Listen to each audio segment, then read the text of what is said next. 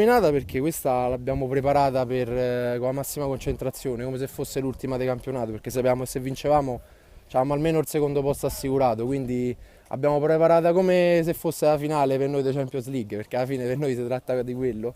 E niente, è finita 3-0 perché quello che volevo dire è che noi abbiamo una squadra proprio di uomini che parla poco e fa tanti fatti, sta a fare così dall'inizio della stagione e almeno con questo risultato siamo garantiti il secondo posto.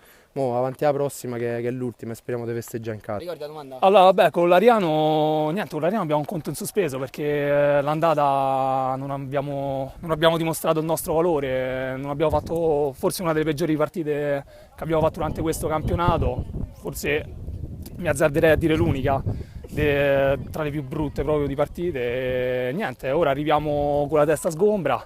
Sapevamo che questa la dovevamo vincere per assicurarci la promozione e ora andiamo a giocarci il primo posto.